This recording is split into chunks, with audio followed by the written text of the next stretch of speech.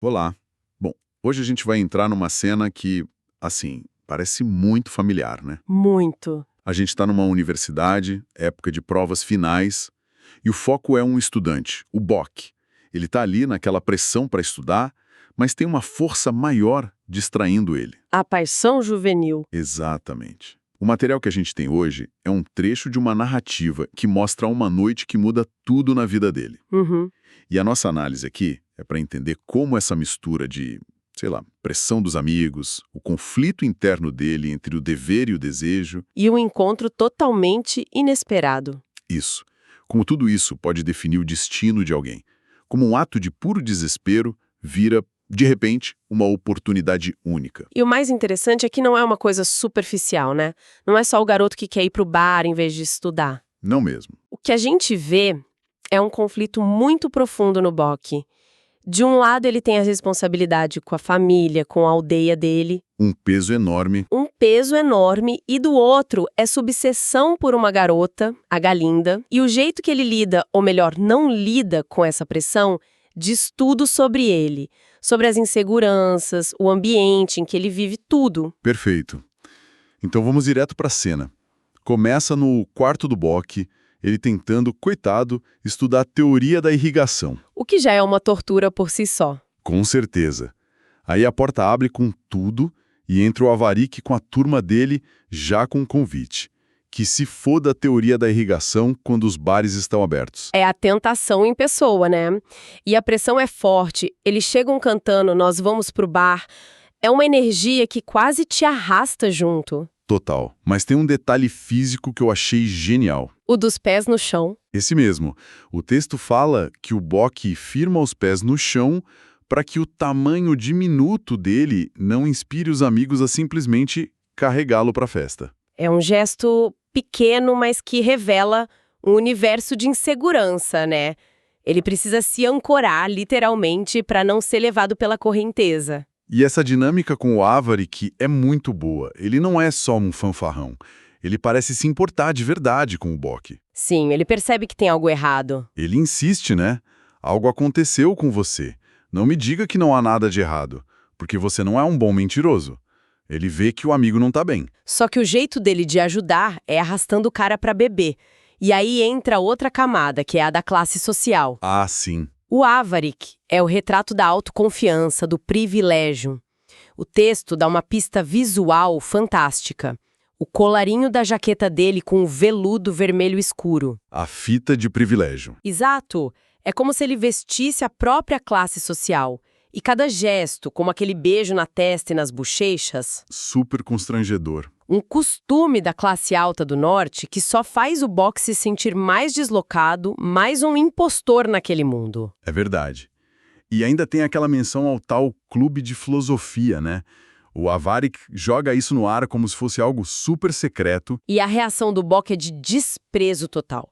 Ele diz que a curiosidade dele pelo clube é a mesma que ele tem pela morte. Ou seja, pode esperar. Pois é, sugere que tem algo mais perigoso rolando ali, mas o ponto é que, no fim das contas, a insistência do Avarik só piora as coisas pro Bock. Como assim? Ao resistir a essa pressão externa dos amigos, ele acaba amplificando a pressão interna dele. Ele vence a batalha, fica no quarto para estudar, mas perde completamente a guerra pela própria paz. E isso nos leva direto para o momento seguinte. Os amigos vão embora, fica tudo em silêncio, Exatamente o que ele queria. só que não adianta nada. Ele não consegue focar. A cabeça já era. Ele vai para a janela e a gente descobre a verdadeira distração. O dormitório feminino, Crade Hall. E ele fica ali, né, olhando as silhuetas, tentando adivinhar qual delas é a da Galinda. É uma cena um pouco triste, na verdade. O texto descreve como uma educação sobre as lingeries. É poético e patético ao mesmo tempo. E é nesse momento de solidão que o desespero bate forte.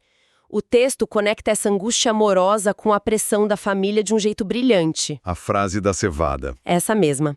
Inferno e mais inferno. A vida era difícil e a cevada não dava conta. De repente, não é mais só sobre a garota, sabe? É sobre o medo de fracassar, de decepcionar todo mundo. Sinceramente, a primeira vez que eu li a parte da escalada no telhado, eu pensei, que atitude patética. Ele resiste aos amigos para fazer algo ainda mais idiota sozinho. Eu entendo essa leitura, mas eu vejo um pouco diferente. Não é falta de autocontrole, é uma transferência de controle. Explica isso. Ele estava lutando contra uma força de fora, os amigos. E quando ele vence, acaba dominado por uma força de dentro, a obsessão. A mente dele se torna um tirano muito pior.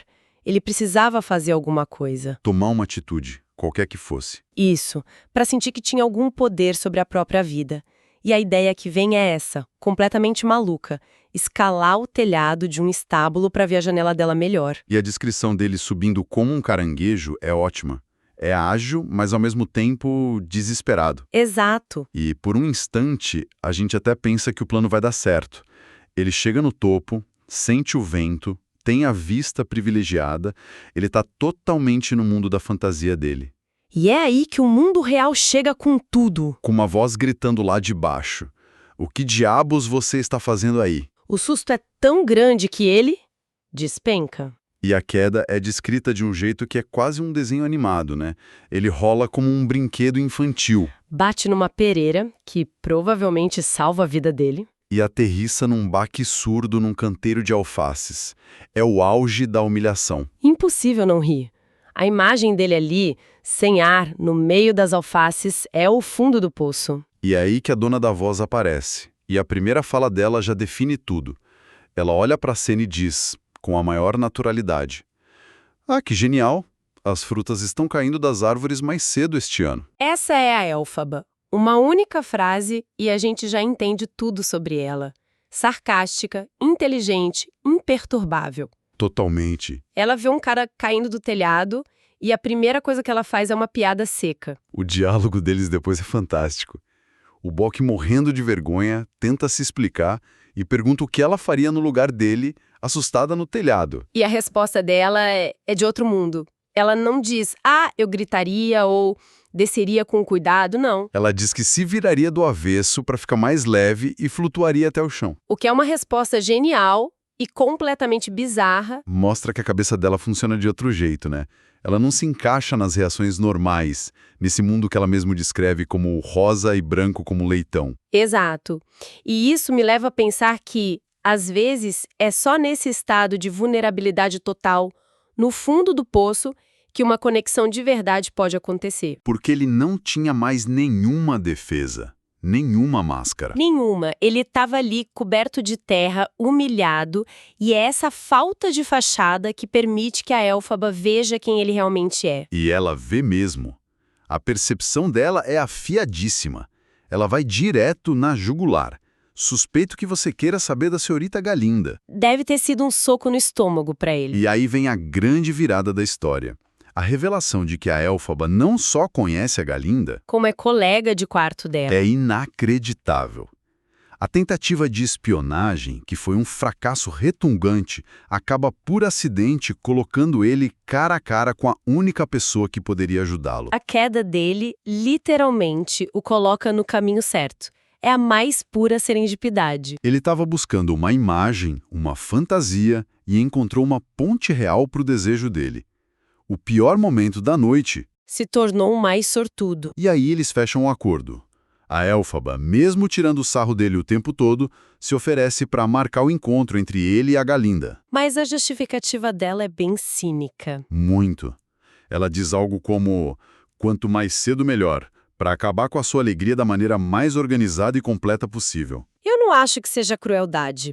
É um tipo de empatia pragmática. Empatia pragmática. Sim, ela não acredita em contos de fadas. Para ela, essa paixão platônica está paralisando o Bock. A cura é um choque de realidade. Então ela pensa, vamos acelerar o processo. Deixa ele conhecer a garota, sofrer o que tiver que sofrer e seguir em frente. É uma ajuda meio dura, mas é uma ajuda. Faz sentido. E o Bock fica imensamente grato. Ele a chama de amiga querida e antiga, como se conhecessem há anos. Aquele momento de vulnerabilidade criou um laço instantâneo. Mas o problema dele não acabou ali, né? De jeito nenhum. O problema só foi exacerbado, como diz o texto. Verdade. Antes, o que impedia ele de estudar era a frustração de um desejo impossível. Agora, é a ansiedade de um desejo que pode se tornar real. A possibilidade do encontro é muito mais perturbadora que a fantasia. Exatamente. É o paradoxo de conseguir o que se quer. E para fechar a cena, o som dos amigos voltando do bar bêbados fazendo o mesmo barulho do começo. Os estardalhaços. Isso. É como se o mundo lá fora tivesse completado um ciclo e voltado ao normal. Mas o mundo interno do Boak... Esse foi transformado para sempre. A estrutura é perfeita. Começa e termina com o mesmo barulho, mas o Boak que ouve esse barulho no final já não é mais o mesmo. Bom, então resumindo nossa conversa, a gente viu como essa luta de um personagem entre o dever e o desejo levou uma série de atos impulsivos, cômicos... E, no fim, cruciais. Exato. A resistência à pressão dos amigos só o deixou mais vulnerável à própria obsessão. E foi essa rendição que, ironicamente, abriu a porta que ele tanto queria. O que me deixa com uma última reflexão. A cena toda parece um golpe de sorte, coisa do destino. O cara cai do telhado e aterrissa justamente aos pés da pessoa que pode resolver o problema dele. Parece roteiro de filme. Parece. Mas a pergunta é, foi destino ou foi o resultado inevitável das personalidades que estavam ali? Pensa comigo. Se o Box fosse mais confiante, ele teria ido pro bar e nada disso teria acontecido. Se a Elphaba fosse menos perspicaz ou mais normal, ela teria ignorado o garoto nas alfaces. Ou chamado à guarda. Exato. Até a insistência do Avery no começo foi uma peça-chave. Isso me faz pensar sobre a relação entre o nosso caráter e as circunstâncias. Será que a vida é moldada por acasos, por forças maiores? Ou será que o nosso próprio jeito de ser, com todas as nossas inseguranças e impulsos, é o que, no fim das contas, cria as condições para que esses acasos aconteçam?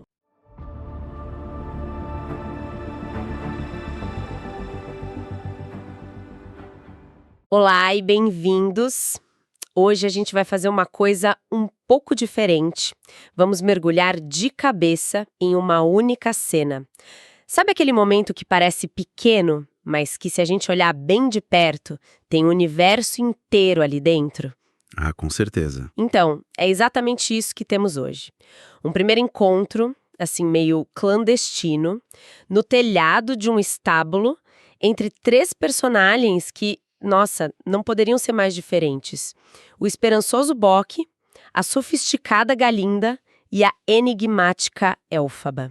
Um trio e tanto. A nossa fonte para isso é um trecho de uma narrativa que é especialista em explorar essas dinâmicas sociais mais complexas, sabe? Então, a nossa missão aqui é quase forense. Vamos dissecar cada gesto, cada palavra e, principalmente, as palavras não ditas. A ideia é entender as motivações, as barreiras invisíveis que separam eles e o papel que cada um joga nesse tabuleiro. Exato. Isso vai muito além de um simples sim ou não romântico, né? É sobre classe, cultura, poder. E o mais interessante, eu acho, é que essa cena é um laboratório perfeito. É um microcosmos de um conflito social muito, muito maior. A gente tem a colisão de três forças, basicamente. A esperança ingênua do Bock, a conformidade social, que é a Galinda em pessoa. Totalmente. E a anarquia observadora e, vamos dizer, provocadora da Elphaba. E a gente vai ver como a roupa, a postura, até um acessório bobo como um leque, conta uma história muito mais rica do que o diálogo superficial. Perfeito. E essa história já começa, na verdade, antes mesmo do encontro, né? Começa na preparação do Bock. A fonte dá uns detalhes que são fantásticos. Não é só ele se arrumando. É quase um ritual de transformação. Ele adota um penteado da moda com uma faixa branca, cachos, que o texto descreve como espuma que transborda. É uma imagem ótima e já entrega a intenção toda, né? Ele não está indo como ele mesmo. Ele está indo vestido com a fantasia de alguém que pertence àquele mundo. O cabelo é uma tentativa de falar a mesma língua. Exato. De falar a mesma língua visual da Galinda. De mostrar, olha, eu entendo os códigos da elite. É um uniforme de entrada para um clube que claramente não é o dele. É um disfarce. E o detalhe das botas reforça isso de um jeito que chega a ser doloroso. Ele lustra as botas várias vezes e as usa num dia quente. Por quê? Porque ele não tem sandálias adequadas. É um detalhe tão pequeno, mas que diz tudo sobre a realidade material dele. Sem dúvida. O que me fascina nesses detalhes é como eles constroem a vulnerabilidade do personagem antes dele abrir a boca. Todo esse esforço para parecer algo que ele não é. Isso mostra o tamanho da importância que esse encontro tem para ele. Mas as botas são a rachadura na fantasia. Sim. Elas são o lembrete constante para ele e para a gente, da distância entre o mundo de onde ele vem e o mundo que ele quer alcançar. Ele é o clássico forasteiro, e essa vulnerabilidade é a base de toda a tensão que vem depois. E toda essa vulnerabilidade que foi construída com o cabelo, com as botas, fica ainda mais exposta na hora que ele chega. O contraste que ele encontra no telhado é brutal. A fonte descreve a Elphaba super à vontade, descalça, joelhos dobrados no banco. E do outro lado, Galinda, a imagem da rigidez. Postura ereta, tornozelos cruzados e o rosto quase todo escondido atrás de um leque. Ela nem olha para ele. Nem olha, tá olhando para a direção oposta. Essa composição visual já é o roteiro da cena. O palco tá montado e o leque da Galinda é a peça central. Não é um acessório, é uma arma e um escudo. É uma barreira física que ela põe entre eles, mas que simboliza todas as outras barreiras. Ela está se escondendo, se protegendo e ao mesmo tempo julgando. Sabe, você fala que o leque não é barreira e eu concordo. Mas fico pensando, será que não é também um sinal de nervosismo? Interessante. Talvez ela não seja tão fria e calculista quanto parece.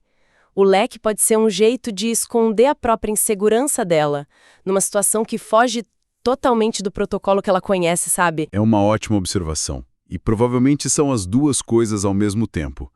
A beleza da cena está nessa ambiguidade. Para fora, para o mundo, o leque é status e distanciamento. Mas por trás dele pode ter uma jovem genuinamente desconfortável. Enquanto isso, a postura da Elphaba, descalça, relaxada, grita que ela não só não segue as regras, como se diverte com o desconforto dos outros. Ela está ali pelo espetáculo. E ela não perde tempo para começar o show. A primeira fala é dela, quebrando o silêncio com um sarcasmo afiadíssimo. Compara o cabelo do Bock a um ouriço em estado de choque. É cruel, né? É cruel, mas quebra a tensão de um jeito peculiar. Elphaba usa o humor como um bisturi. Ela corta a formalidade, a artificialidade da situação com um comentário que é, ao mesmo tempo, engraçado e humilhante. Ela imediatamente expõe a fantasia do Bock. Eu tô vendo através do seu disfarce. É isso que ela diz. Exato. Mas logo depois dessa provocação, é a Galinda quem assume o controle. E de uma forma quase cirúrgica, ela lista ponto a ponto todas as razões pelas quais um relacionamento entre eles é impossível. É uma rejeição em formato de lista. E que lista! É de uma brutalidade protocolar que impressiona. Total. Ela começa com um vago altamente inadequado. Mas aí ela especifica, primeiro, a barreira cultural, que é quase tribal. Eu sou Dilikin, você é Manchinkin. Como se fossem duas espécies diferentes. Exato. Depois, a socioeconômica, que é a mais direta de todas. Você é um fazendeiro e eu preciso de um estadista ou um banqueiro. E para fechar, a barreira física. Você é muito baixinho. É um massacre. É um massacre. Essa fala da Galinda é a alma da cena. É uma rejeição que soa quase ensaiada, como se ela estivesse recitando um manual. O que isso revela é a pressão gigantesca que ela vive. Quando ela diz, eu preciso de um estadista, o eu ali não é pessoal, é o eu social. É a linhagem dela, a família, a sociedade dela que precisa. Ela é menos uma pessoa e mais uma peça num jogo. Ou seja, não é pessoal, são negócios. Ela está basicamente apresentando os termos e condições do contrato social ao qual ela está presa. Exatamente. Ela está mostrando para ele as regras intransponíveis do mundo dela. As barreiras não são sugestões, são muros. E o jeito metódico como ela lista mostra o quanto isso está internalizado. Ela nem questiona, só apresenta com fatos. E é nesse ponto, com a rejeição formal na mesa, que o papel da Elphaba se torna central. O Bock, claro, pede que ela os deixe a sós, mas ela se recusa de um jeito categórico e a justificativa dela é simplesmente genial. Ela diz, e eu vou citar: "Sou o intermediário natural entre vocês.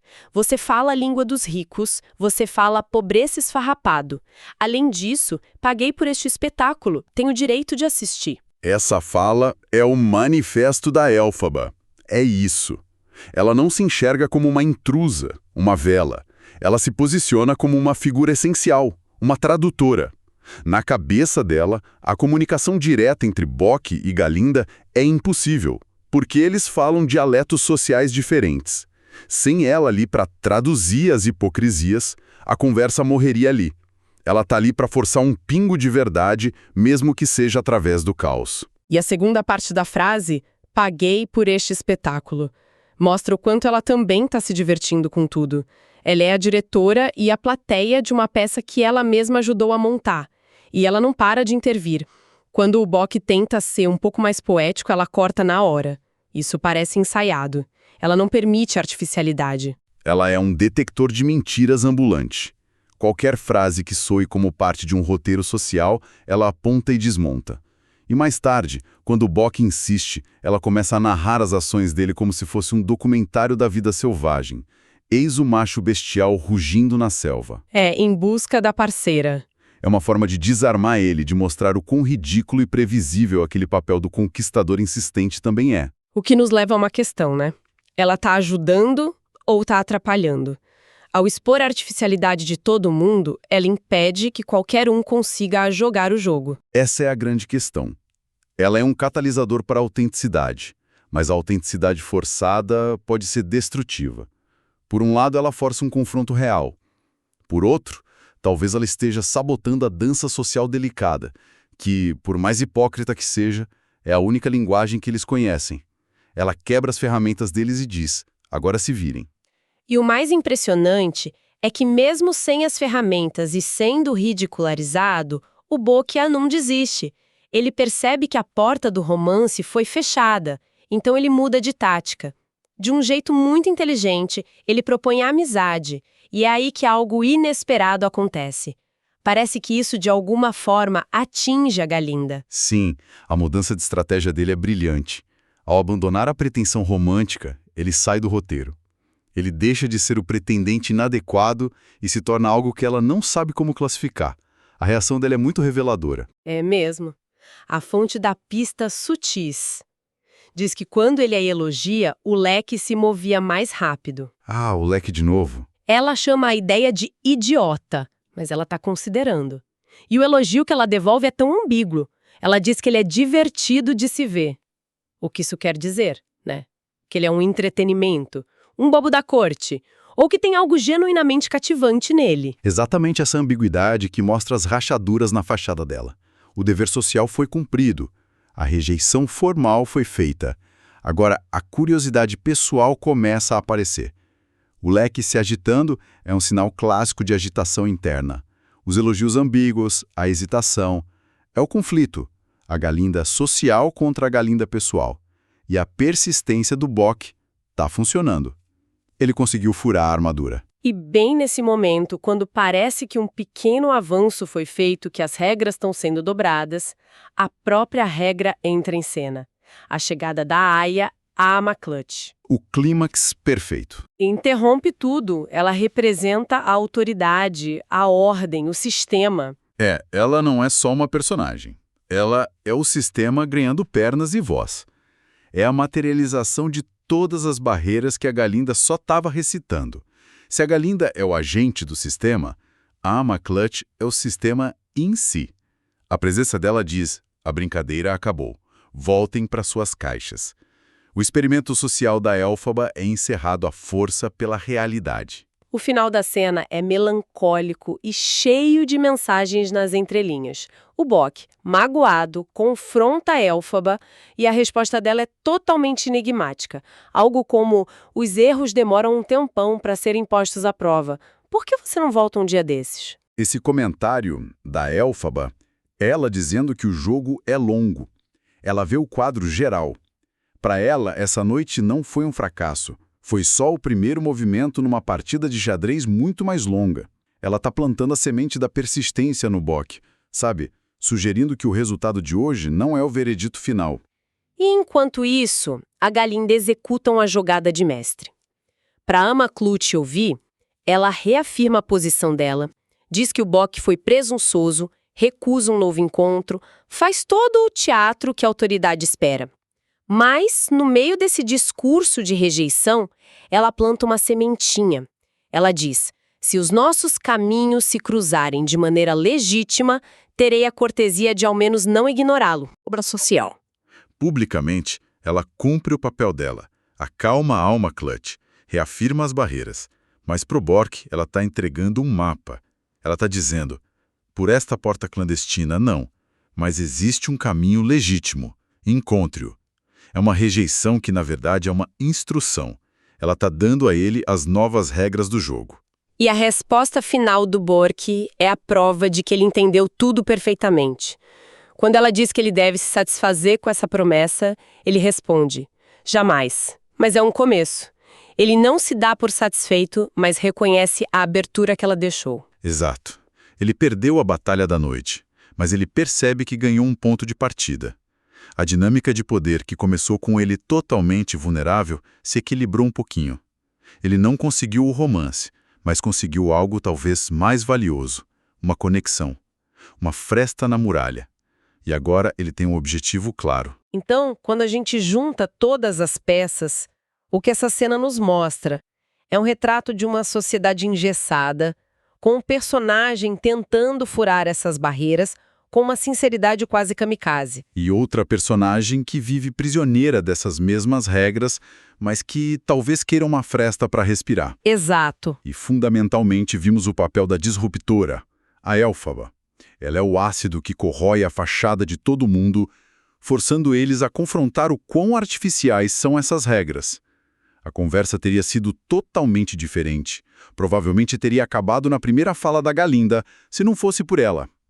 O ponto central é que a comunicação real aconteceu nos espaços vazios, sabe? No acelerar de um leque, no subentendido de uma despedida. Na mudança de uma proposta de romance para amizade. Perfeito. É isso. Para fechar, então, como sempre, fica uma provocação para quem nos ouve, um pensamento que a própria fonte inspira a gente a ter. Elphaba se autoproclama uma tradutora, né? Uma intermediária necessária para que a verdade apareça. Mas pensando em todas as provocações, no sarcasmo, nas interrupções que claramente humilharam o Bo, fica a pergunta: até que ponto a presença dela foi realmente útil para o objetivo dele? Ela estava, de fato, criando uma oportunidade para a honestidade? Para uma conexão real? Ou, no fundo, ela estava apenas sabotando uma negociação social extremamente delicada para o seu próprio entretenimento, usando as emoções dos outros como seu teatro particular?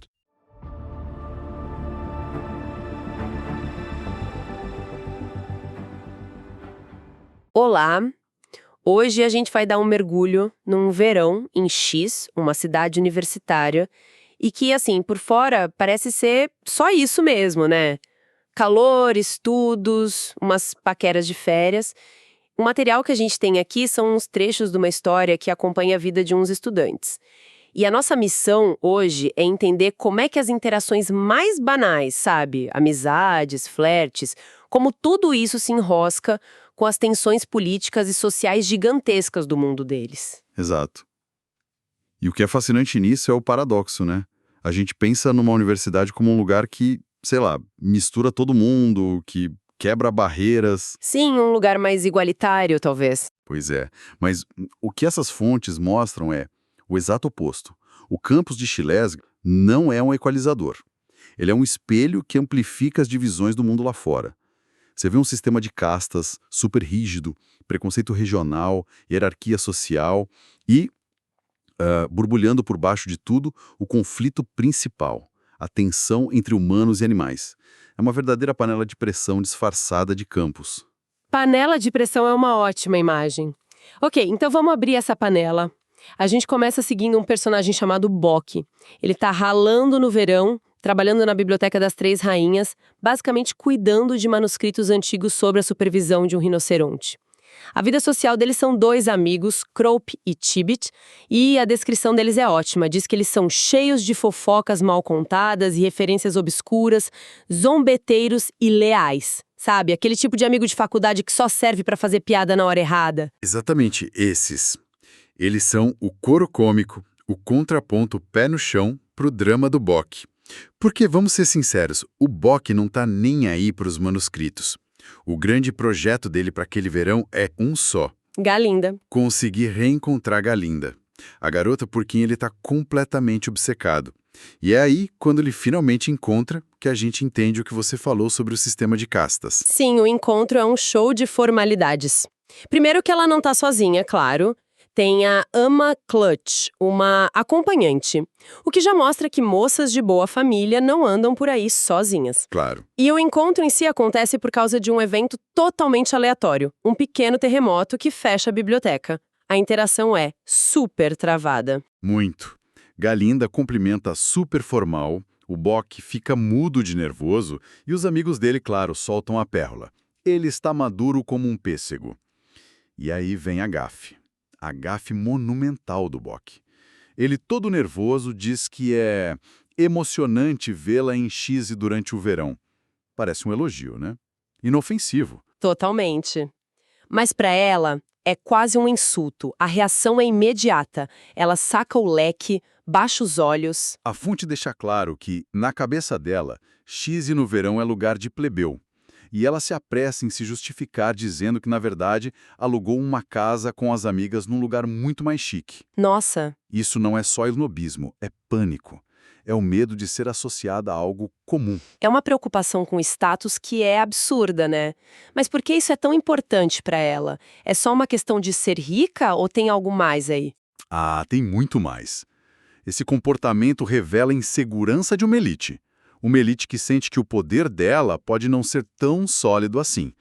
Então, manter as aparências, seguir o protocolo, usar o leque do jeito certo, tudo isso são mecanismos de defesa para reforçar a própria identidade e o lugar dela no topo da pirâmide. A Galinda está atuando o tempo todo. A fonte até menciona que ela alterna entre um leve sussurro social, que é a persona pública dela, e uma voz normal, que quase nunca aparece. Ela vive num palco. E o Bock? O Bock está tão focado em idealizar a imagem dela que ele nem percebe o teatro. Ele está focado nos detalhes, tipo a dobra delicada de pele bem na fenda do lábio superior. O cara esquece até de respirar. Ele tá em outro planeta, completamente. E é nesse desespero pra manter a conversa com essa figura idealizada que ele joga um nome no ar quase sem pensar, o da colega de quarto dela, a Elfaba. Mal sabe ele que com essa simples pergunta ele tá prestes a sair desse palco de futilidades e mergulhar de cabeça nos problemas reais de Oz. É a porta de entrada para o mundo real. E a própria Galinda dá a dica. Ela descreve a Elfaba como obstinada e complicada, mas logo emenda, talvez para se gabar um pouco, que a colega conseguiu um emprego de verão com o tal Dr. Dillamond. Ela planta a semente e isso leva ao segundo encontro que muda tudo. Bock e Elfaba, sozinhos, num café na Praça da Ferrovia. E o cenário desse encontro já diz muita coisa. O Bock para num quiosque para comprar um jornal e a gente vê o que está à venda. Cigarros, amuletos da sorte e Pergaminhos com slogans políticos. Tudo a favor do mágico, do governo unionista. isso. E o texto faz questão de notar nenhuma menção de simpatia aos monarquistas, que caíram na clandestinidade. A propaganda oficial tá ali, no balcão da esquina, do lado do troco do café. Exato. A política não está só no parlamento. Ela está impregnada no cotidiano. E o jornal que o Bock compra reforça isso de forma brutal. Ele lê duas notícias. Uma sobre a guarda interna do mágico reprimindo animais dissidentes na capital. A outra sobre uma seca terrível em Munskinlândia, que é a terra natal do Bock. E a resposta do poder central. Nada. Descartam a construção de canais de irrigação como uma despesa muito alta. Exatamente. Ou seja, enquanto a elite de X se preocupa em não ser vista no lugar errado durante as férias, tem gente morrendo de sede em outra parte do país e a polícia política está prendendo minorias na capital. O contraste é gritante. E essa é a genialidade da narrativa. Ela coloca o drama pessoal do Bock, a paixonete dele, em paralelo direto com a negligência do Estado e a repressão política. Ele está lendo sobre a crise na terra natal dele, mas a cabeça dele ainda está em como falar com a Galinda. É nesse estado de espírito que ele encontra a Elphaba. E a conversa deles é um choque de realidade, porque ela vive no mundo das notícias do jornal, não no mundo dos leques e sussurros. Um choque total, não tem formalidade nenhuma. A Elphaba é direta, quase abrupta, e logo de cara ela solta uma análise da própria amiga, da Galinda, que deixa o Bock de queixo caído. Por trás do amor deslumbrado que ela demonstra por si própria, há uma mente que luta para funcionar. Peraí, isso é amizade ou é quase uma crueldade? O que essa visão nos diz sobre a própria Elphaba? Eu acho que para Elphaba é a forma mais pura de amizade. Ela não está interessada nas aparências. Ela está interessada no potencial. Ela enxerga que por baixo de toda aquela frivolidade, a Galinda tem uma inteligência, um cérebro. O problema, na visão dela, é que a Galinda corre histericamente daquilo que é grande demais para a compreensão dela. Entendi. É uma mistura de afeto genuíno e uma frustração imensa. Ela vê a amiga se afogando na superficialidade, e isso a irrita profundamente. É uma relação muito mais complexa e real do que a idealização do Bock. Faz todo sentido. E essa profundidade toda leva a conversa para o verdadeiro motivo do encontro, o trabalho que ela está fazendo com o Dr. Dillamond. Ela explica que ele é um cientista e a pesquisa dele é é uma bomba relógio. Uma bomba relógio científica. A pesquisa do Dr. Dillamond busca provar, usando o método científico, que não existe nenhuma diferença biológica fundamental entre humanos e animais. E aqui o contexto que a fonte nos dá é crucial. A Universidade de X foi fundada como um antigo mosteiro nionista, o que criou uma base para o preconceito sutil contra animais. Ou seja, a pesquisa está desafiando a própria fundação ideológica da instituição onde eles estão. Exatamente. E as implicações políticas disso são gigantescas. É a Elphaba que conecta os pontos de forma brilhante. Ela basicamente pergunta como o mágico vai justificar a segregação e as leis que restringem os animais se a ciência provar que não há base nenhuma para isso. Exato. De repente, uma pesquisa acadêmica, um trabalho de laboratório, se transforma na arma mais perigosa que se pode imaginar contra um regime. Eles não estão planejando uma rebelião com armas. Eles estão planejando uma com fatos, usando a lógica, a razão, para desmontar a base ideológica de todo um sistema de opressão. É um ato de resistência intelectual. Só que essa resistência esbarra em problemas bem práticos e, francamente, ridículos. O Dr. Dillamond é um bode. Ele não consegue segurar uma caneta para anotar os resultados da própria pesquisa. A Elphaba é a escriba dele. Sim, e o pior, os dois são barrados das bibliotecas mais importantes da universidade. Ele por ser um animal, ela por ser mulher. É inacreditável. Eles têm a mente, a teoria, mas não têm acesso à informação. E é nesse beco sem saída que entra o nosso herói apaixonado. Ao ouvir sobre o problema de acesso, o Bock, de forma totalmente casual, quase sem pensar, comenta que ele tem acesso livre a todas as bibliotecas por causa do trabalho dele. Ele não está pensando em política. Ele só quer ser prestativo, talvez impressionar a amiga da garota que ele gosta. Ele nem pisca, só quer ser útil. E a reação da Elphaba é imediata. Ela agarra a oportunidade na hora, aceitando ajuda em nome do doutor. Mas aí ela faz um pedido que muda tudo. O nome dela precisa ficar fora disso, em segredo. E o motivo é de cortar o coração. É aqui que a gente vê a verdadeira Elphaba. Ela não está com medo por si mesma. Ela está com medo pela irmã mais nova, a Nessarose, que vai estudar em Shiramais no próximo semestre.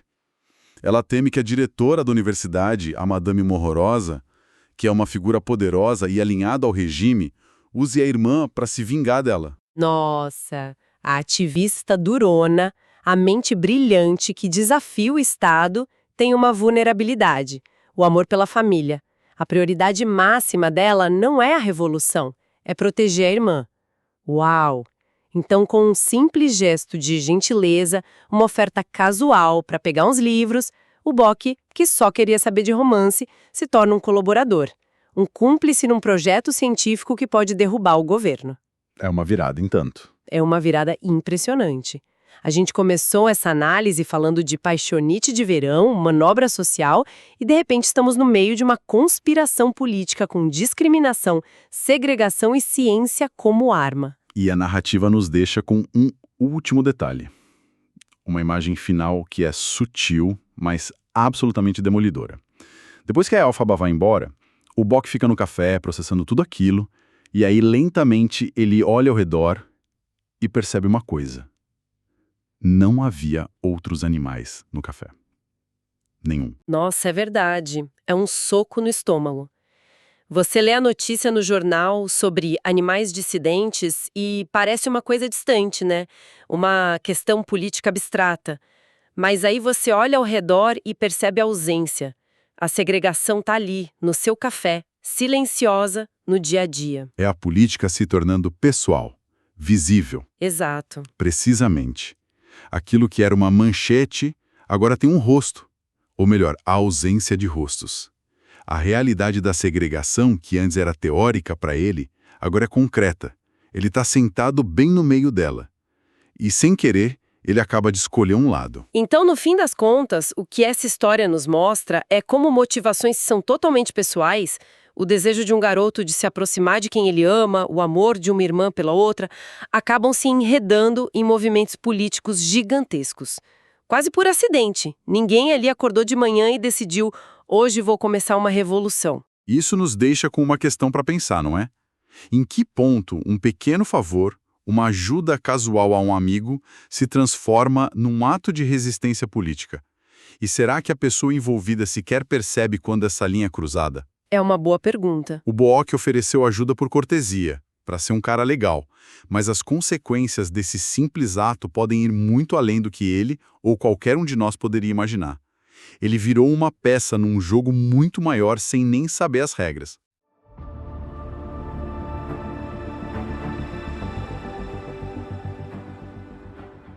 Vamos ambientar a cena. Pensa num verão chuvoso. Aquela garoa fina, insistente, que não para nunca. Exato. E tudo com aquele cheiro de livro antigo, sabe? De mofo. É nesse clima meio melancólico que a gente encontra um conjunto de anotações. Anotações que nos levam para uma investigação, né? Isso, uma missão quase acadêmica, mas com um senso de urgência, de perigo real. Sim. Nós estamos analisando os apontamentos de um grupo de estudantes. E eles estão tentando responder uma pergunta que define o mundo deles. Qual é a verdadeira origem da divisão entre os animais, com A maiúsculo, Os seres que falam, que pensam, e os animais, comuns, com A minúsculo? E o mais importante, isso não é só curiosidade, é uma operação secreta com consequências políticas enormes. E tudo é liderado por uma figura muito intensa, a Elphaba. exatamente. E essa urgência toda tem um porquê muito claro. O trabalho é para um professor, o Dr. Dilamond, que é um bode. Um bode, certo? E ele precisa, sim, desesperadamente de argumentos para lutar contra umas leis que estão sendo criadas para tirar os direitos dos animais. Ah, então a pesquisa tem um objetivo prático e imediato. Totalmente. Essa viagem pelos mitos de origem não é um exercício intelectual. É uma busca por munição, sabe? É uma batalha de narrativas. E o lado que contar a melhor história. Define quem tem poder, quem tem direitos e quem não tem. Simples assim. Então vamos mergulhar nisso. A equipe se encontra num café, um lugar chamado Praça da Ferrovia, e quem escreveu as anotações foi o Bookpack. Ele parece o mais envolvido na causa, né? O narrador. Sim. E com ele estão o Crope e o Tibet. No começo, eles parecem achar que é tudo uma grande aventura. As notas dizem que eles queriam até usar disfarces de espiões. Óculos falsos, capas de gola alta. Imagina. Uma ideia terrível para uma missão secreta, né? Seriam os espiões mais chamativos da cidade. Com certeza. Mas isso mostra a inocência inicial deles, que é, assim, completamente engolida pela seriedade da líder do grupo. A Elphaba. Exato. Ela é a força motriz de tudo. E a descrição dela nas anotações é muito, muito marcante. Conta aí. Ela está sempre envolta num manto marrom com capuz, usa um véu cobrindo o rosto e umas luvas cinzas meio esfarrapadas. E ela se gabava de ter comprado de um agente funerário, não era? Isso, é uma imagem muito poderosa. E quando Boque brinca dizendo que ela parece a bruxa de Cumbric original, A resposta dela é um corte seco. na hora, não me visto para obter a aprovação de vocês, meninos. Isso já diz tudo sobre ela. A roupa não é uma fantasia, é uma armadura. Uma forma de se apagar, de se proteger. Ela não tá ali para socializar, né? Não, a missão é a única coisa que importa. Mas tem um detalhe sobre ela que parece trivial no início, mas é muito curioso. A aversão à água, certo. Exato. As anotações descrevem que ela se encolhe toda, recua de forma quase violenta se uma gota de chuva espirra perto dela. E o grupo tira sarro, claro. Um pergunta se é alguma crença religiosa. Outro brinca que ela tem medo de um respingo de batismo que anularia a liberdade dela como agnóstica. E o fascinante é que ela mesma entra na brincadeira, mas com uma ironia cortante. Ela chama isso de sua patologia espiritual. É uma fobia, claro. Mas no contexto do que eles estão investigando, Histórias de origem, criação, transformação. a água quase sempre tem um papel simbólico fundamental. Pois é. Então, essa versão pessoal dela parece um presságio, uma conexão estranha, sabe, com os próprios mitos que eles estão prestes a desenterrar. É um detalhe que vale a pena guardar. Com certeza. E aqui a história dá uma virada interessante. Antes de mergulhar nos mitos, a pesquisa começou pela ciência. Uhum. A Elphaba conta para o grupo um momento que ela presenciou com o Dr. Dillamond. Imagina a cena. O doutor, o bode, debruçado sobre um par de lentes, tipo um microscópio antigo, iluminado por velas, examinando amostras de tecido. E, de repente, ele vê algo. Uma descoberta. E a reação dele não é do cientista frio calculista. Não mesmo. A paixão pela descoberta é tão grande que ele começa a cantar. Literalmente. Espera aí, ele começou a cantar ópera sobre biologia. Isso é fantástico! As anotações dizem que ele compôs áreas sobre o que via, recitativos sobre a estrutura celular. Isso mostra que a ciência, para ele, não é uma coisa distante. É pura emoção, é arte. Exatamente. É a beleza da verdade se revelando. A voz dele é descrita como áspera e horrível, como se espera de um bode. Claro. Mas a emoção era tão genuína que a Elphaba, a cética, a pragmática, se pegou cantando junto com ele. Nossa, que momento. É um momento de pura epifania. Mas essa alegria dura pouco. É, porque a política entra em cena. Apesar do entusiasmo todo, o Dillamond é extremamente cauteloso. Ele diz que não pode anunciar nada até ter certeza do caminho politicamente mais vantajoso. Ele sabe que só a verdade científica não ganha guerras políticas. Uma descoberta no laboratório não muda leis. E é por isso que a estratégia muda. A ciência, por mais promissora que seja, é um projeto de longo prazo. A ameaça política é agora. Então, eles precisam mudar de campo de batalha. Deixam o microscópio de lado e vão para a biblioteca. Para desafiar as leis, eles precisam entender e desconstruir a base dessas leis. A mitologia. Eles precisam entender como os velhacos, como a fonte chama os legisladores, justificam o próprio poder. É uma espécie de arqueologia do poder. E isso nos leva à primeira grande história de origem que eles encontram. É a versão pagã ou lurlinista que o Tibet apresenta. E olha, a história é bem peculiar. Começa com uma rainha das fadas, a Lurline, certo? Isso. Cansada, ela cria a terra de Oz a partir de uma fonte no deserto.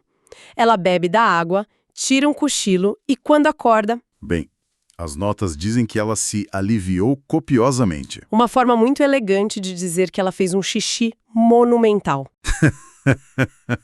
E esse ato cria o rio Gilliken. Os animais, recém-criados, entram em pânico, achando que é um dilúvio. E tentam atravessar o rio. E é nesse momento que a grande divisão acontece. Pois é. Os animais que têm a coragem de nadar e chegar à outra margem ganham consciência e o dom da fala. Eles se tornam os animais. Já os que ficam para trás, com medo, continuam sendo animais comuns. E a reação do grupo a essa história é impagável. O Crop resmunga com um sarcasmo amargo. Que presentão ser capaz de imaginar a própria morte. Uma bela síntese do fardo da consciência, né? Mas a análise da Elphaba é a que vai direto na ferida. Ela resume tudo em 3 palavras. Batismo de mijo. Genial e brutal ao mesmo tempo. Totalmente. Mas o que está por trás dessa frase é mais do que só uma piada de mau gosto, certo? Com certeza. O que ela percebe imediatamente é a armadilha nesse mito. Por um lado, ele explica a origem da senciência dos animais, dá a eles um status especial. É uma história de bravura. Uhum. Mas por outro, essa origem é fundamentalmente humilhante. A fonte da consciência deles é literalmente um dejeto. É um presente que já vem com uma mancha. É uma forma muito sutil de controle, então. Exato. Sim, vocês são especiais, mas não se esqueçam de onde vieram, não se esqueçam que sua origem é indigna. É um poder que já nasce com um asterisco. É uma coleira simbólica. Vocês são melhores, mas não tão melhores. Uau, isso é muito mais complexo. Muito. E claro, essa não é a única versão da história. Não. O Bock encontra a outra, de uma vertente religiosa mais organizada, unionista, e a roupagem da história muda completamente. Muda. E de uma forma que reflete os valores dessa outra crença. Nessa versão, o dilúvio não é urina. Mas o mar de lágrimas de um deus, o deus inominável que chora ao preverador futura de Oz? A origem da água é trágica e divina, não fisiológica e feérica. E a transformação também é diferente. Os animais não precisam atravessar um rio. Eles estão à deriva em destroços, e aqueles que engolem as lágrimas do Deus são preenchidos por compaixão. E esse sentimento novo os inspira a um ato de bondade. Eles constroem jangadas para salvar os outros. E é esse ato de misericórdia que os transformam em animais. É fascinante a comparação. O primeiro mito é sobre uma prova externa, um ato de coragem física para superar um obstáculo humilhante. Certo. O segundo é sobre um despertar interno. A transformação não vem de uma ação egoísta, mas de um ato altruísta, inspirado por uma virtude divina. O Tibet resume bem. Outro tipo de batismo, que vem de dentro. Exato. Então é quase como se cada religião estivesse usando a mesma estrutura básica para vender sua própria ideologia. Uma valoriza a coragem, a outra a compaixão. Exatamente. 2 propagandas diferentes para justificar a mesma ordem social. Uma cria uma aristocracia da bravura, a outra uma elite da virtude. E ambas legitimam por que os animais são diferentes. Mas a investigação deles não para por aí. Não mesmo. E é aí que a coisa fica realmente assustadora. A Elphaba traz uma terceira teoria, que ela encontrou pesquisando um grupo chamado Crentes no Prazer.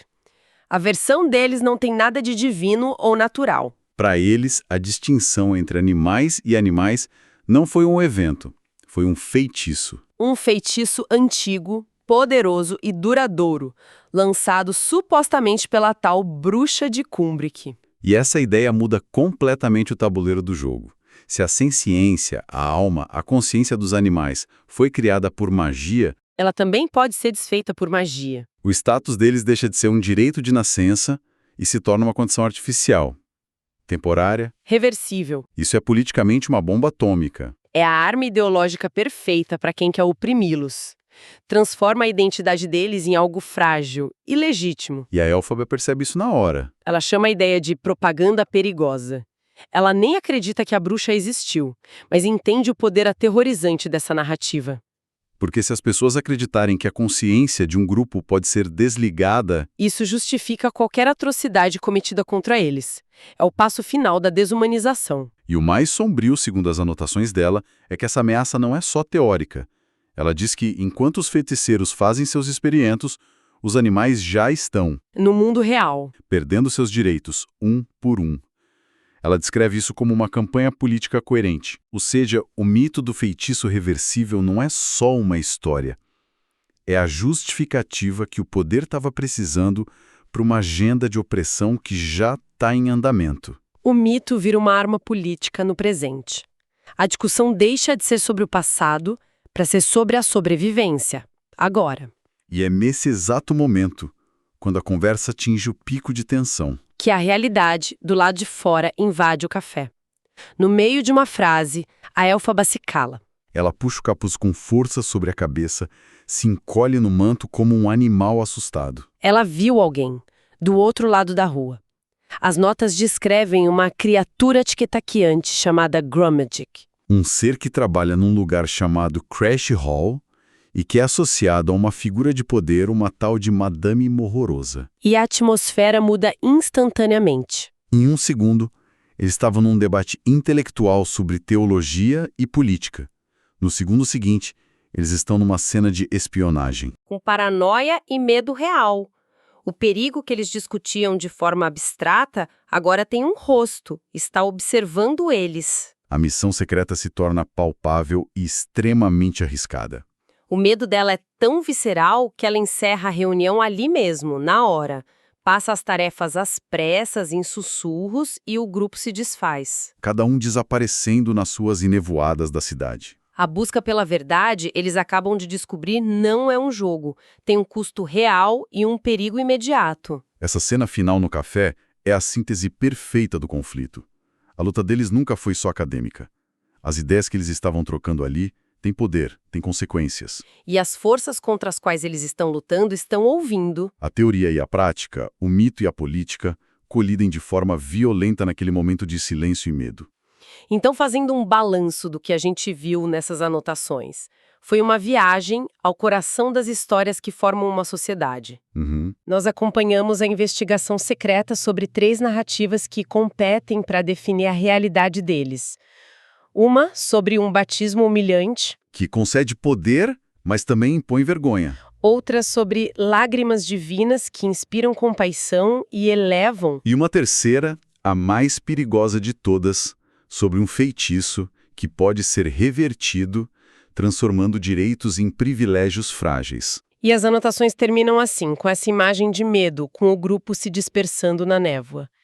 Isso nos deixa com uma questão, né? Sim, uma questão para refletir. Numa luta por direitos, por legitimidade, o que será que importa mais no fim das contas? Descobrir a verdade histórica, objetiva, de como as coisas realmente aconteceram? Ou ter o poder de controlar a narrativa? A história que as pessoas acreditam ser a verdade, seja ela real ou não. E, talvez mais importante, qual é o verdadeiro perigo de se cavar em busca dessa verdade? Quando o poder estabelecido fará de tudo para que ela continue enterrada para sempre.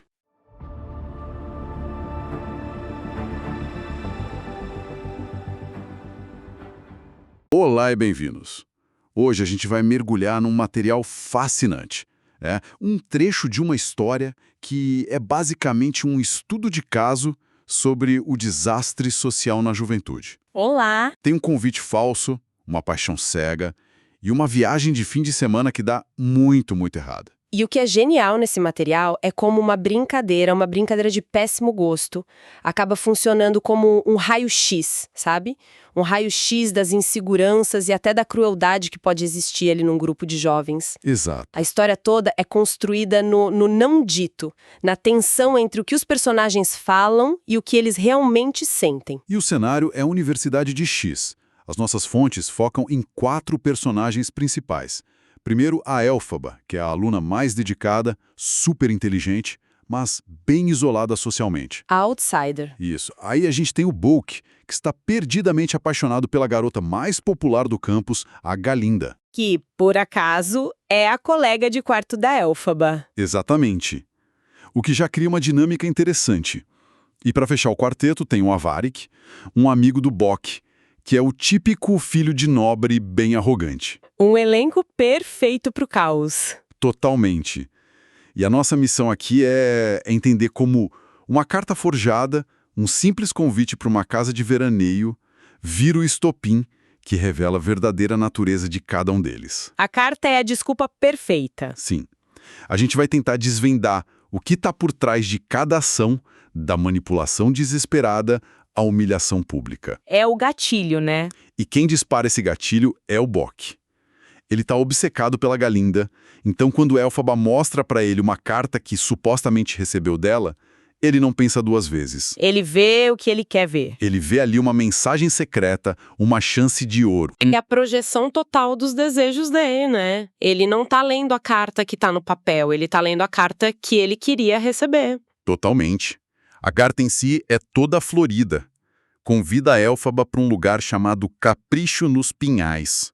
Ela diz coisas como o ar é calmo e doce e tudo é tão delicioso quanto possível.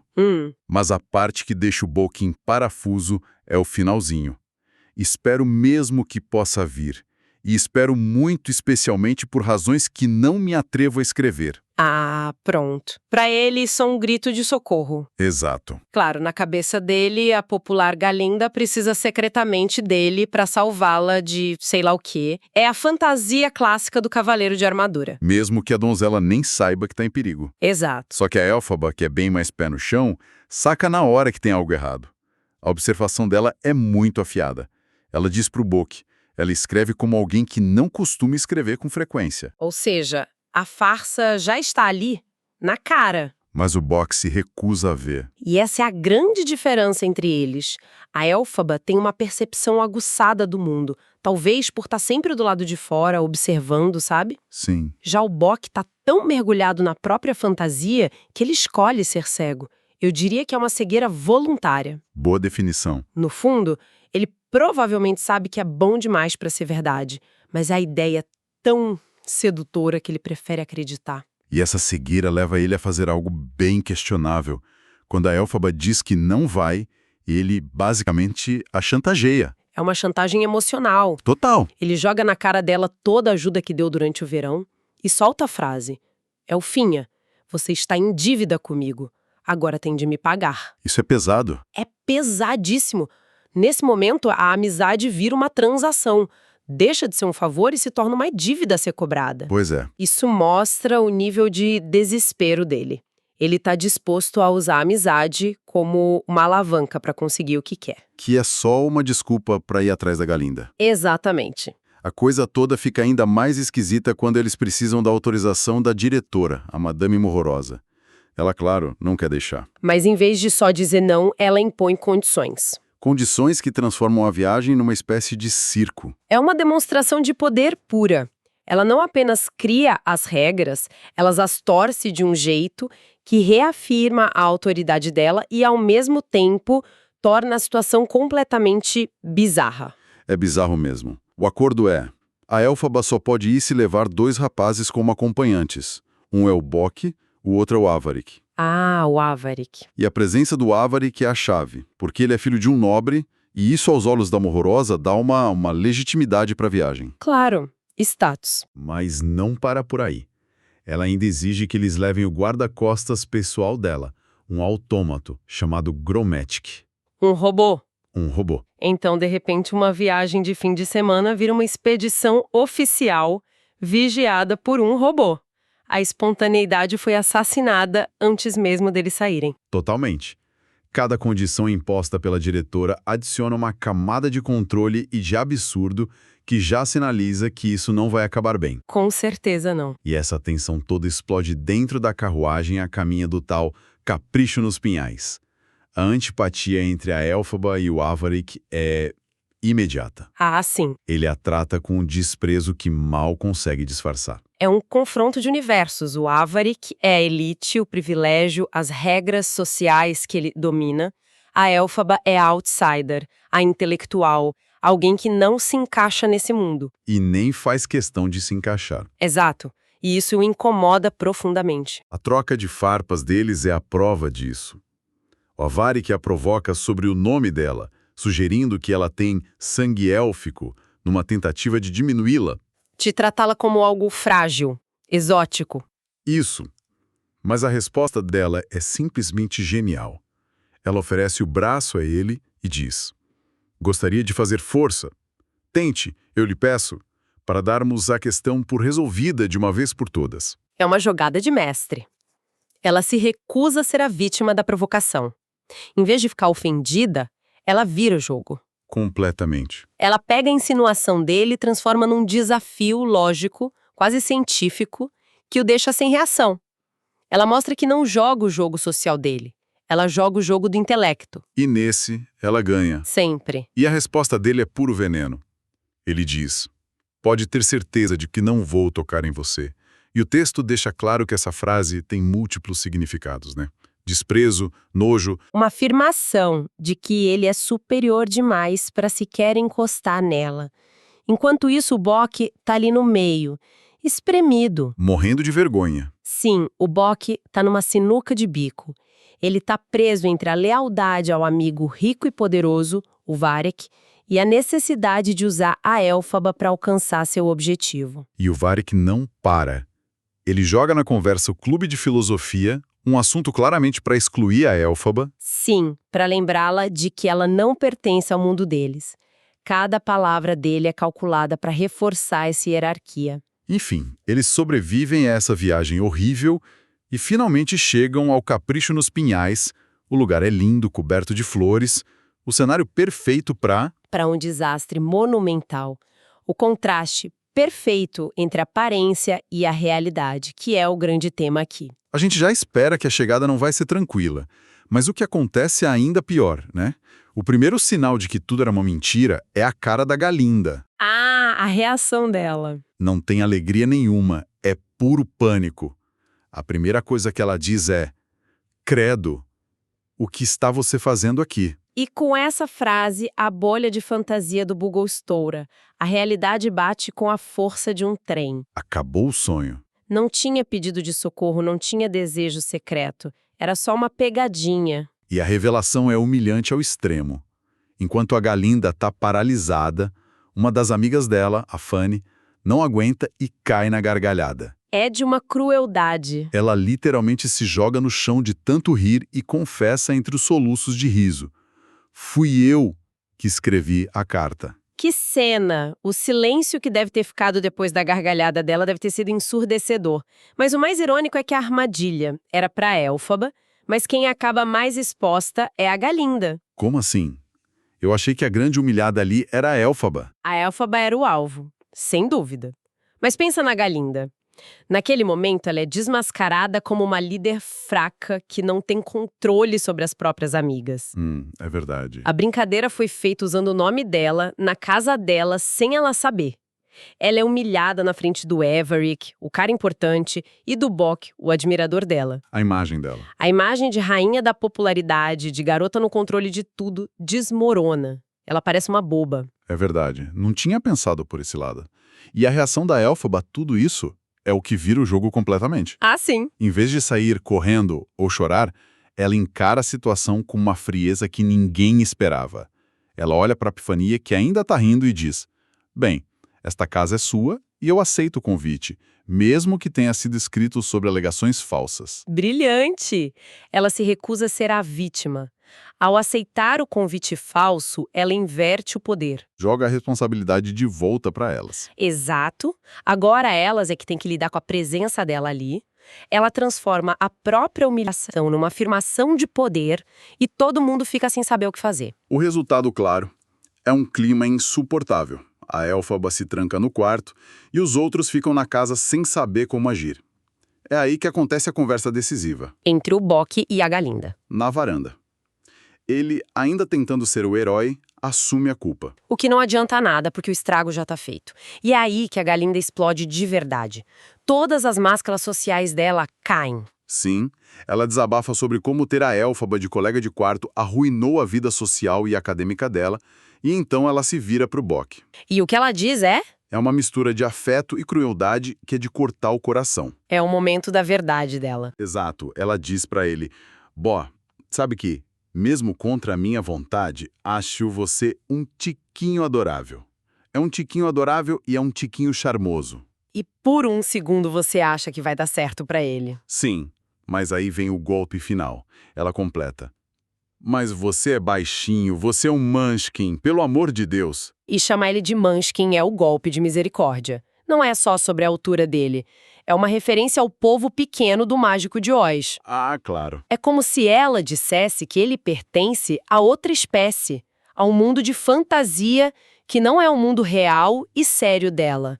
É uma forma de rebaixá-lo socialmente de forma definitiva. De dizer você nunca será bom o suficiente. Exato. Pro meu mundo, é devastador. É devastador. E logo depois dessa humilhação, ele a beija.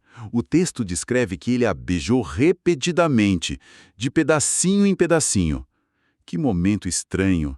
Não parece nada romântico. Não tem nada de romântico ali. É um beijo desesperado, nascido da humilhação mútua. Ele foi humilhado por ela foi humilhada pelas amigas. Faz sentido. É um ato de culpa, de vulnerabilidade, talvez até de raiva. É a única conexão que eles conseguem estabelecer naquele caos todo. Uma conexão baseada na dor compartilhada. O fim da viagem é melancólico. O Avarik, que não tá nem aí pro drama, fica por lá para se divertir com as garotas. Claro, ele é indiferente a tudo. O resto do grupo Elphaba, Galinda, Bock e o robô Gromedjermit volta para a universidade num silêncio absoluto debaixo de uma chuva forte. A imagem final é muito poderosa. Sim, a imagem dos prédios da universidade quase obliterados pela névoa diz tudo. A névoa é a metáfora perfeita. Não há clareza, não há resolução. Ninguém saiu dessa viagem melhor. Pelo contrário, as relações que já eram frágeis se dissolveram completamente. Tudo ficou mais turvo. Então, o que a gente tira de tudo isso? Para mim, é uma história sobre como a busca por aceitação e amor pode levar as pessoas a atitudes desesperadas e cruéis. Sem dúvida. A pegadinha foi o estopim, mas foram as inseguranças e os preconceitos de cada um que jogaram gasolina no fogo. E se a gente olhar para o quadro geral, é um retrato muito fiel das pressões sociais que moldam a identidade, especialmente na juventude.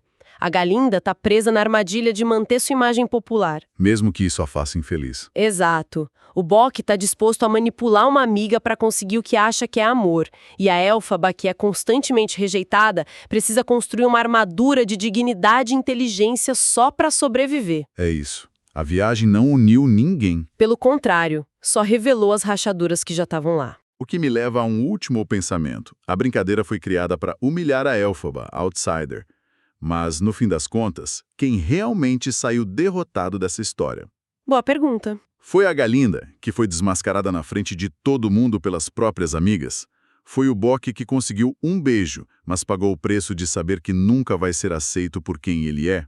Ou foi a própria Elphaba, que apesar de ser o alvo, talvez tenha sido a única a manter sua integridade, mesmo que isso signifique estar ainda mais sozinha? A questão de quem é a vítima e quem realmente perdeu o jogo, bom, ela fica em aberto.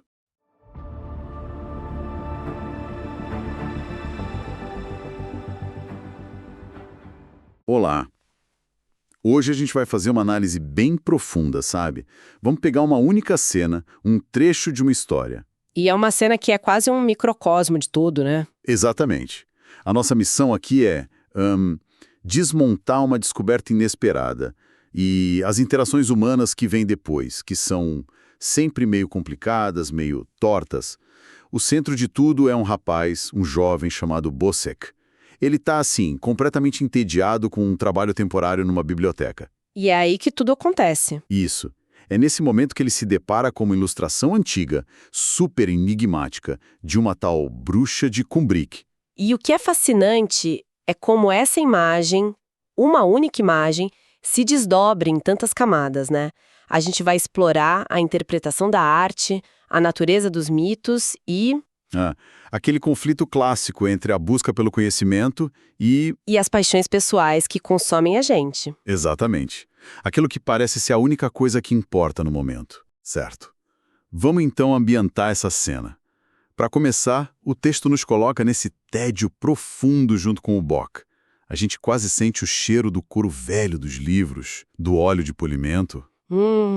Ele tá ali com os colegas Krop e Tibet, fazendo um trabalho super monótono sob a supervisão de um bibliotecário que é um rinoceronte.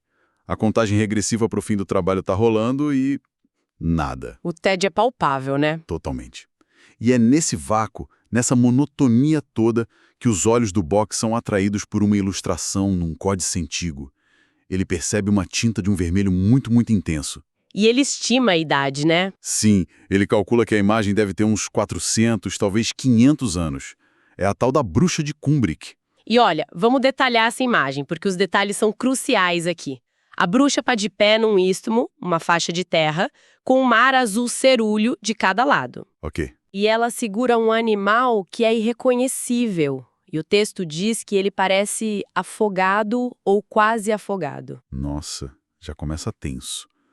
Um animal quase morto no colo dela. Exato. E aí vem o gesto principal, que é de uma ambiguidade profunda. Ela oferece o próprio seio para amamentar essa criatura. Amamentar? Sim. E a expressão dela é igualmente difícil de ler.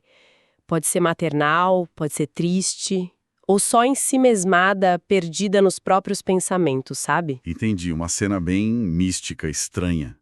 Mas tem um detalhe, né? Um detalhe que cria uma dissonância na imagem. Tem. O detalhe que muda tudo. Os pés dela. Ela tá calçada com sapatos prateados, brilhantes. Foi a primeira coisa que o Pocoyo notou. Só que a posição é totalmente antinatural. Como assim? Os pés estão num ângulo de 90 graus com as pernas, calcanhares juntos e os dedos apontando para direções opostas. O texto descreve como uma posição de balé. E é aí que a imagem fica poderosa de verdade, porque sem esse detalhe dos pés, seria só, sei lá, uma figura mística, uma deusa da natureza, algo assim, né? Sim, faria mais sentido. Mas com os sapatos e essa pose, vira uma performance, vira teatro. O gesto de amamentar é super natural, íntimo, mas os pés estão numa posição artificial, ensaiada. E aí a pergunta é, para quem ela está se apresentando? Exato. Mas será que essa posição dos pés não poderia ser só, tipo, um erro do artista? Ou um estilo da época? Uma convenção que a gente não entende mais? É uma ótima pergunta. Poderia, claro. Mas no contexto da arte que quer provocar algo, essa estranheza raramente é acidental. É o que transforma uma ilustração numa obra de arte que te faz pensar. É o que fisgou o Bock. Postura que parece uma exigência externa, uma performance. A tensão entre o que é real e o que é encenado. E o Bock, que o texto deixa claro que não é um acadêmico, que tem dificuldade até para aprender sobre agricultura, e ele mergulha de cabeça nisso. A primeira coisa que vem à mente dele são os mitos de criação dos animais. Ele começa a se perguntar, será que foi essa bruxa que deu a eles a fala, a memória, o remorso? Sim, ele tenta encaixar a imagem no que ele conhece, né? E é fascinante que o texto use o termo sincretismo do mito. O que isso quer dizer, exatamente? É uma ideia muito poderosa. Que os mitos não são estáticos, não são histórias gravadas em pedra. Eles são vivos, eles crescem, se misturam, absorvem outras histórias. Como uma receita de família que cada geração muda um pouquinho? Perfeito. É isso. Para o Bock, essa pintura poderia ser um ingrediente novo, uma versão da história que ninguém conhecia.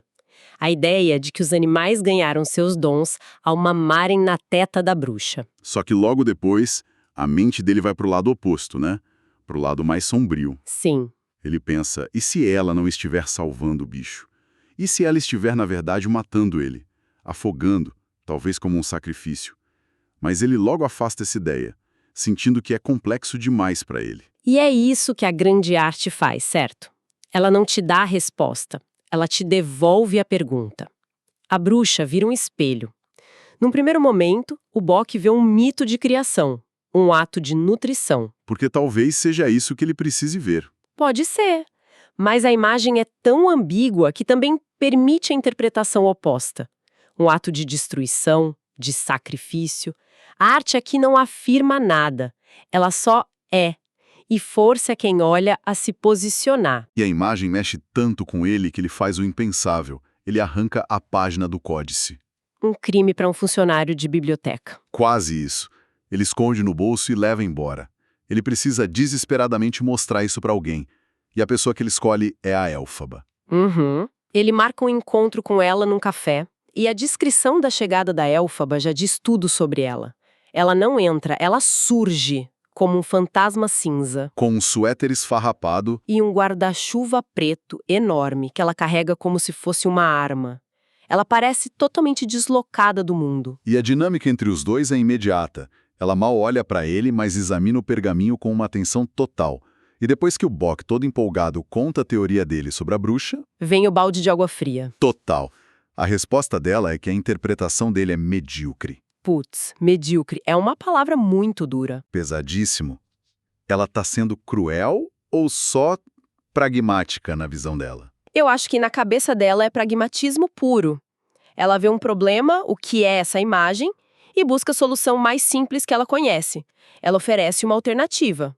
Por que não pode ser Lurline, a rainha das fadas? Uma hipótese mais conhecida. Exato. Para ela, Lurline é uma hipótese testada. A teoria do Bolk é nova, confusa, artística, como ela mesma vai dizer. Ela descarta por falta de evidências, quase como uma cientista. E o Bolk ainda tenta defender a ideia dele.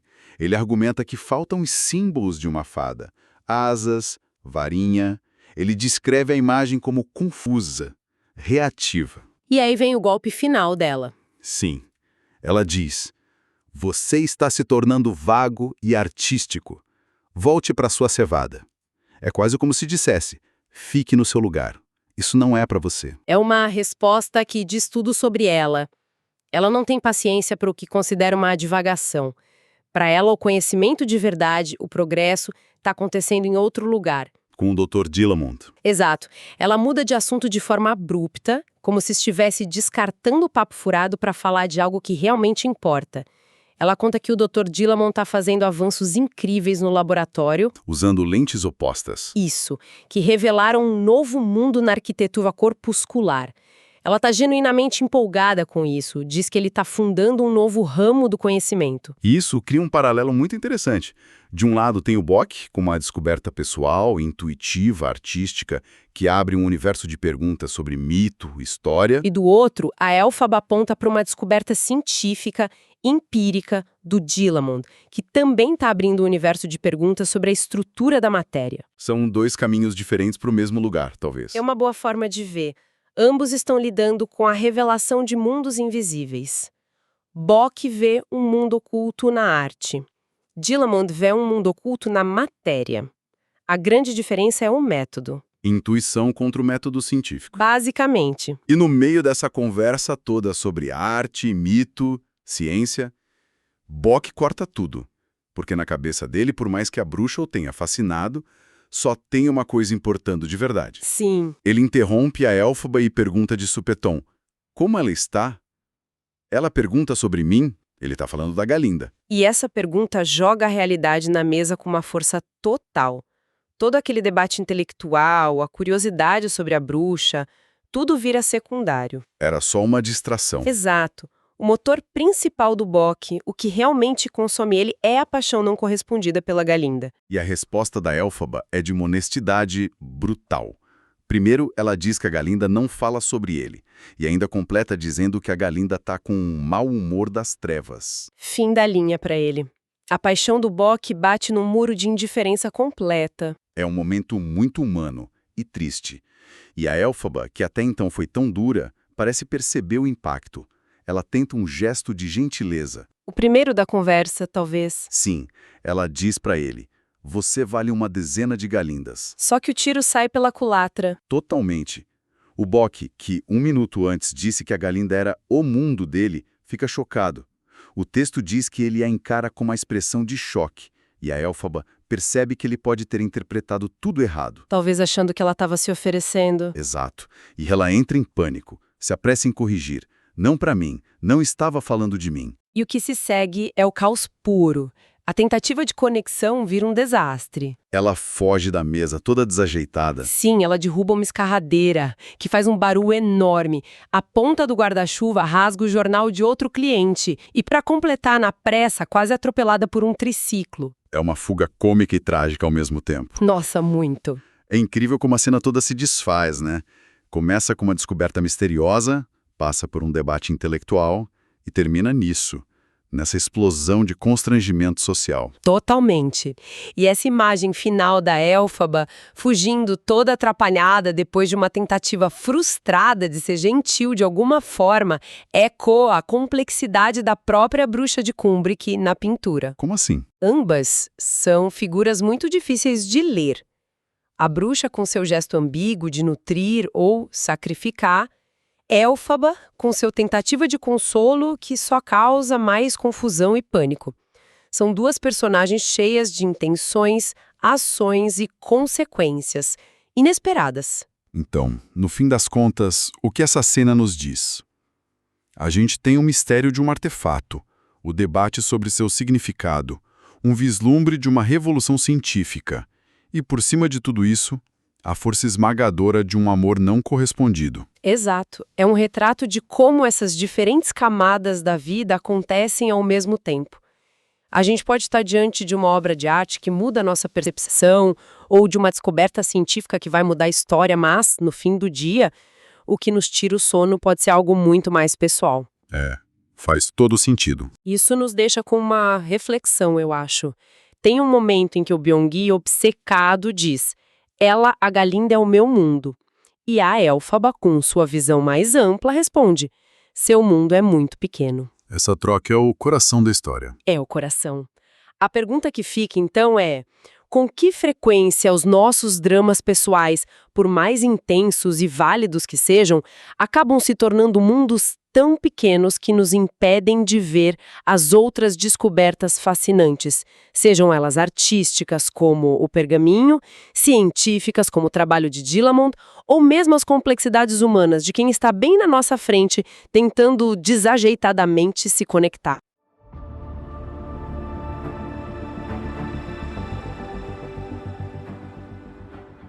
Imagina a cena. Um campus universitário, jovens chorando, sabe? Abraçados em estado de choque total. No meio dessa confusão, chegam dois rapazes, o Bok e o Avarik, e encontram as amigas, Galinda e Elphaba, completamente abaladas. A gente entra nessa história no meio do caos. E a primeira pergunta é, o que diabos aconteceu aqui para causar uma reação tão devastadora? E para entender isso, a gente vai ter que mergulhar fundo no material que temos. Hoje, a análise é de um momento assim crucial de Wicked, o livro do Gregory Maguire, que, inspirou o famoso musical. Certo. Mas olha, é bom esquecer as cores vibrantes da Broadway por um segundo. O livro é muito mais sombrio, mais político. A gente está na terra de Oz, na Universidade de X, e o clima ali tá pesado. O Dr. Dillamond, um professor que é literalmente um bode, um animal falante, tem sido uma voz de resistência contra um governo cada vez mais opressor. Então, ele é uma figura polêmica. Polêmica e, como a gente vai ver, perigosa de se ter por perto. Entendi. Então, o cenário já está montado. Não é só um draminha universitário, tem uma camada política muito tensa por baixo de tudo. E a nossa missão aqui é, então, reconstruir essa cena a partir de vários pontos de vista para entender não só um crime, mas também um colapso mental muito, mas muito esquisito. Exatamente. A gente tem a visão de fora, do Bok, que chega sem saber de nada, e depois a gente volta no tempo com os relatos da Galinda e da Elphaba, que viram tudo se desenrolar. É como montar um quebra-cabeça, sabe? Com peças que, a princípio, parecem não se encaixar. Ok, vamos desempacotar isso, então. Começando pela chegada do Bok. A descrição da cena é puro caos. Uma amiga passa por ele com a cara pálida, nariz escorrendo, outras garotas amontoadas chorando. É o caos mesmo, mas no meio disso tudo, uma pessoa destoa. Completamente. A Elphaba. Enquanto tá todo mundo desabando, ela tá de pé, tensa, descrita como tendo os ombros erguidos como o jugo ossudo de um gato. E o mais impressionante, ela é a única que não tá chorando. Tem um rosto seco. E essa diferença de reação já é a nossa primeira grande pista, né?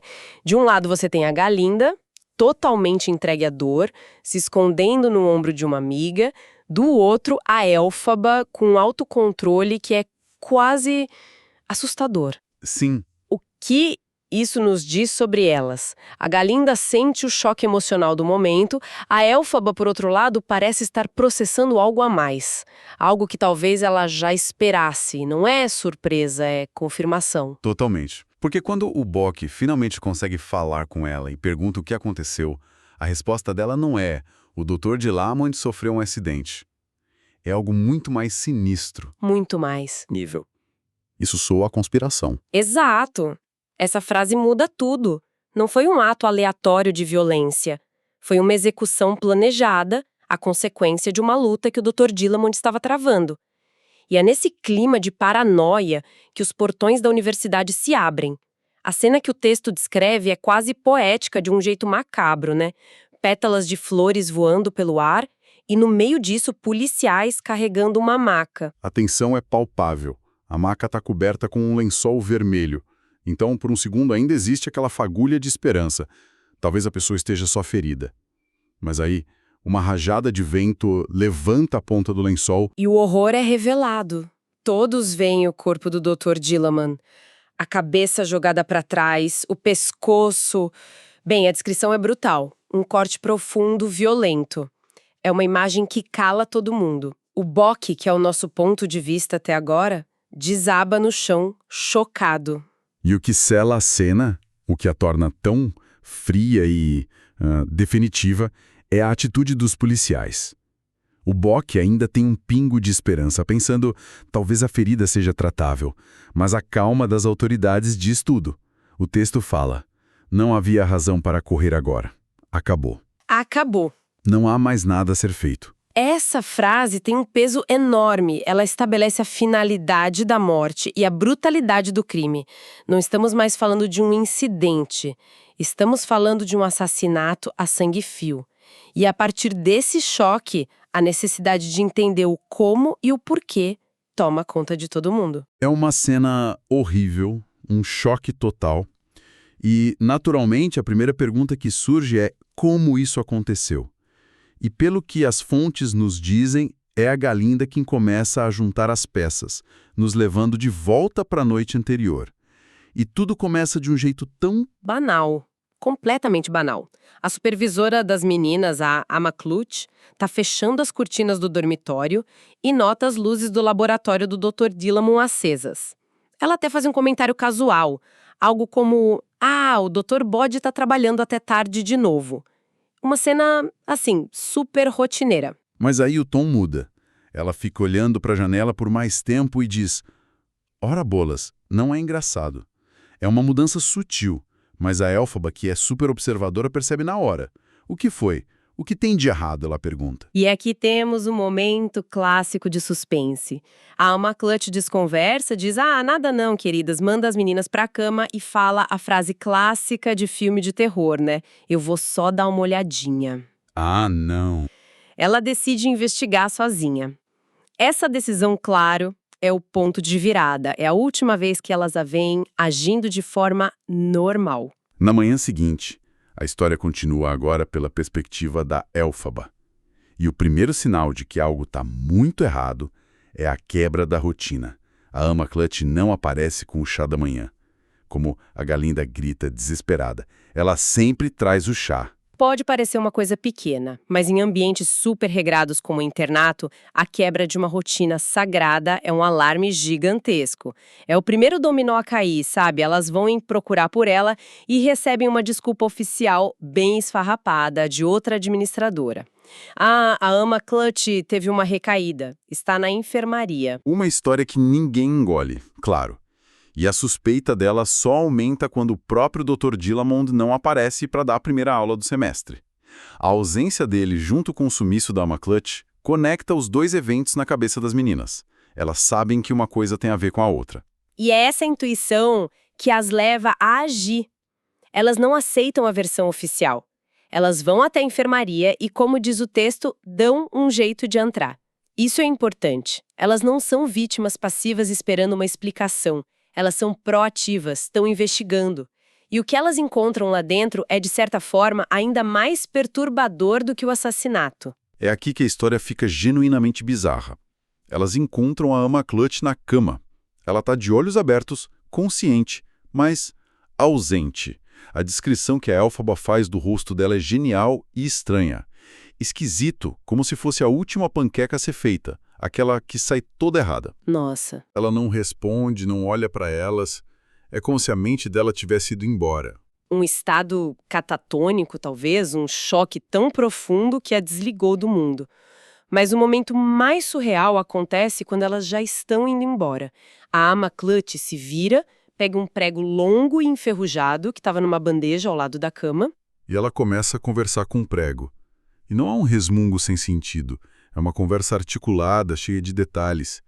Ela trata o prego como se ele fosse uma pessoa, com o passado, com sentimentos. É inacreditável. Ela o consola. Diz que sabe que ele não quis machucar o pé dela no ano passado, que só estava tentando chamar a atenção. Ela não só dá uma personalidade ao prego, como cria uma biografia inteira para ele. Ela fala sobre como ele deve contar a ela como foi parar numa estação de trem e que antes disso ele era um gancho numa placa de fechado num hotel sombrio. Ela constrói um universo inteiro para um pedaço de metal enferrujado.